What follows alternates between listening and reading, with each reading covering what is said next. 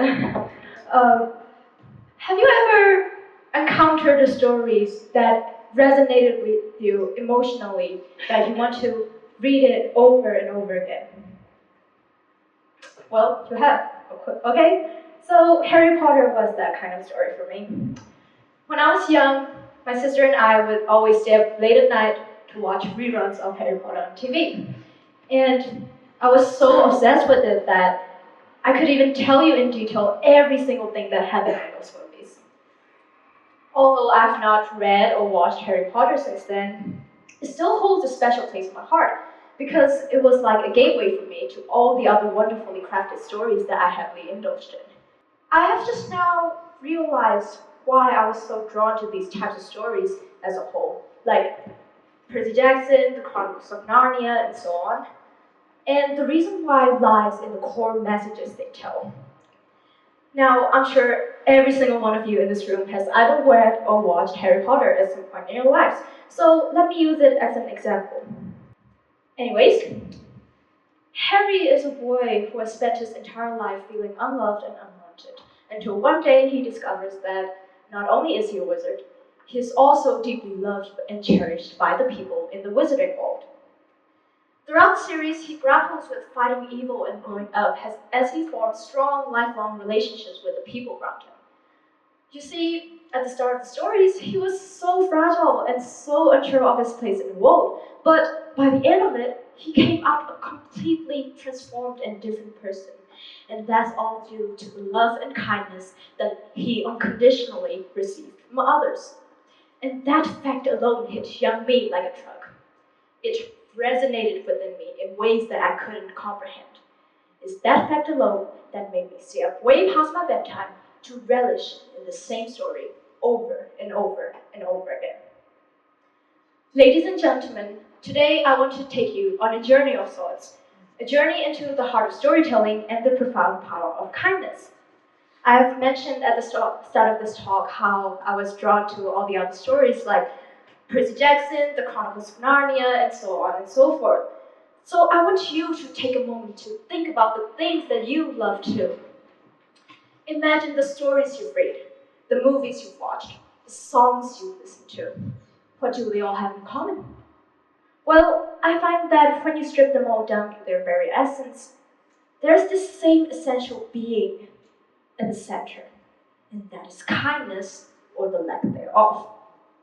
Think about it. In every narrative, there's a character striving to be loved, to be cared for, to be understood. Whether it's a hero battling against all odds, a lover seeking to connect with their beloved, or even a character in the throes of self-discovery, at the core of every story lies a fundamental desire for kindness. This desire isn't just about receiving kindness, but also about expressing it, whether to others, to oneself, or even to the world at large. Now, why do we as humans keep returning to this theme? Why is kindness so integral to the stories we tell? Stories are reflections of our deepest needs and desires. They give voice to the emotions that we often struggle to articulate, and one of those most profound emotions is the need to be understood, to be seen, to be valued. It's a universal longing transcending culture, language, and time. We write stories because at our core, we want to believe that kindness is possible, that it exists in the world, and that it can make a difference. So when we read a story where kindness triumphs over cruelty, it gives us hope. When we see a character finally receiving the kindness that they've longed for, we feel a sense of catharsis as if we've experienced it ourselves. But kindness isn't just a plot device or a happy ending. It's a fundamental part of human connection. It's the glue that holds relationships together, the balm that soothes wounds, and the light that guides us in the darkest of times. Now, I would like to share you a story from a few years ago. I was having a particularly rough day at school because I got into this huge coughing fit all day long. And it was so bad that I couldn't even focus on the lessons in class. My body ached, my bones hurt, and my eyes felt like they were being torched up by the flames of hell. But And on top of all that, I got scolded during class because apparently I had the audacity to slack around, but they weren't taking into account the fact that I was already hyperventilating by then. So everything that could go wrong did. And by the time I waited for my father to pick me up that evening, I was extremely lonely, tired, and depressed. I was standing in front of the school building, mentally checked out, when a teacher whom I really didn't know came up to me from where she was standing. She must have noticed my state of distress because she did something really small but really powerful. She smiled at me and said, "I hope your day gets better from here, kid." That simple act of kindness alone was the turning point for me that day. I got into my father's car feeling slightly better because there was someone else there who sympathized with me. It reminded me of the power we all have to change someone else's day, or even their lives, with just a teeny tiny gesture. It wasn't the smile itself, but the intent behind it. She saw me, really saw me, and that's what made all the difference. That moment wasn't about her being a naturally kind person either. That moment was about her choosing to be kind, about her practicing the skill of kindness. Now, here's where things get interesting. Many of us think of kindness as a trait, something we're either born with or not.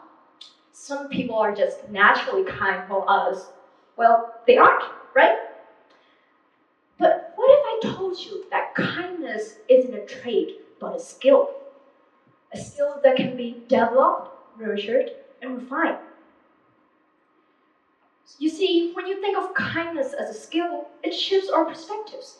It means that anyone can learn to be kinder, whether just like you can play a new instrument, speak a new language, or cook a new meal. It requires practice, intention, and a willingness to make mistakes along the way.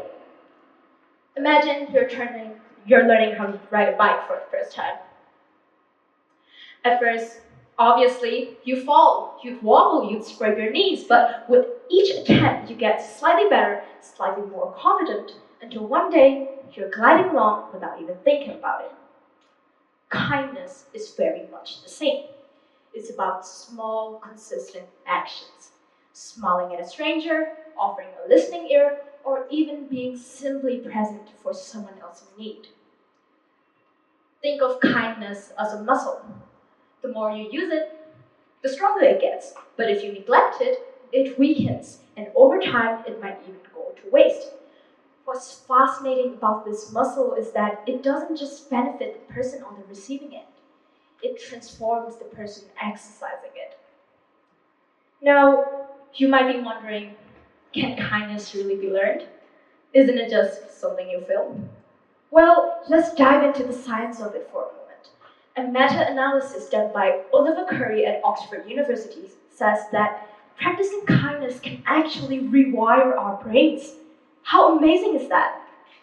So I'd like to share you how your brain works when you engage in acts of kindness. So when you practice kindness, you activate this particular region in the brain called the hypothalamus. This region produces a chemical called oxytocin, often referred to as a love hormone. This chemical then travels down to the pituitary gland, where it gets released into various parts of the bloodstream. In addition to its release into the bloodstream, it also gets released into the brain itself, into areas like the amygdala, the ventral tegmental area, and the nucleus accumbens. All of these regions are interconnected in a way that they are involved in regulating emotions, reward, trust, and bonding behaviors. So what I'm trying to say is, over time, repeated experiences of kindness fueled by oxytocin can not only make us feel good, but also strengthen social connections, promote trust, and encourage cooperation. Moreover, when we engage in acts of kindness, our brains start to associate kindness with pleasure. This positive reinforcement makes us more likely to repeat those actions, creating a virtuous cycle. So the more you practice kindness, the more natural it becomes. It becomes less about obligation and more about genuine human connection. True connection isn't just about being in the same room with someone or having a conversation with them.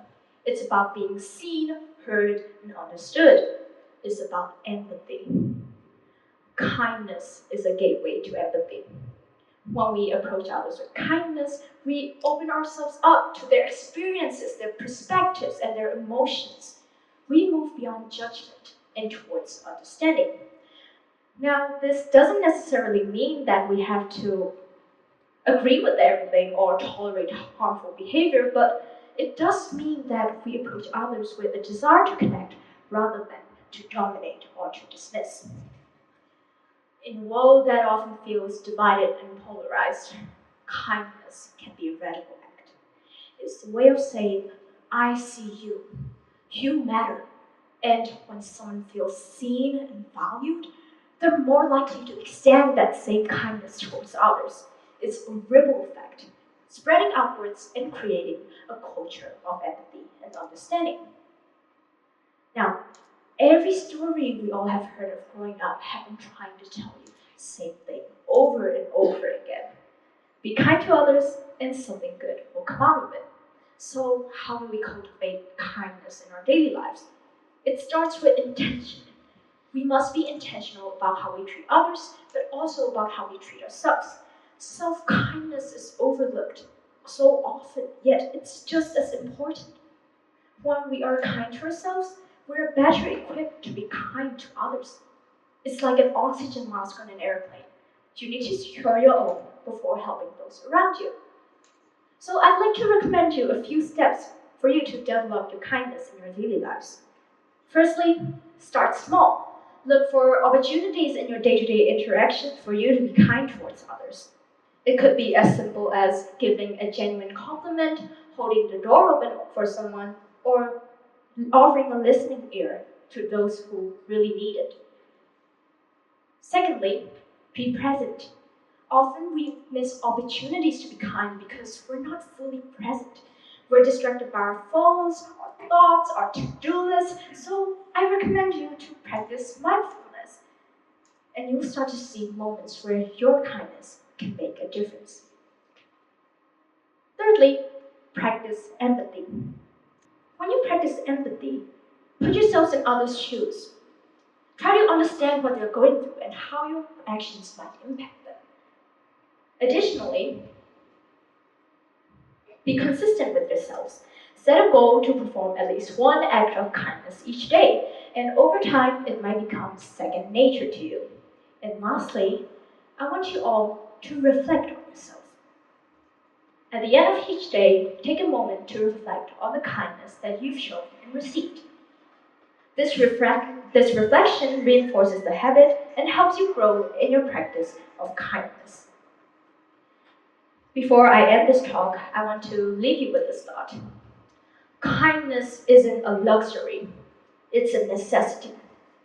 It's the glue that holds relationships together, the antidote to the isolation and division that so often defines our world. It's not something that a few special people possess. It's something that we can all cultivate. And in doing so, we can transform not only our own lives, but also the lives of those around us. Remember, every story you've ever heard, every tale you've ever told has kindness at its core. It's the thread that weaves us all together, the force that drives us to connect, to care, and to create a better world. So let's make the choice every day to develop the skill, to practice kindness, and to foster genuine human connection. Because in the end, that's what makes life truly meaningful. Thank you.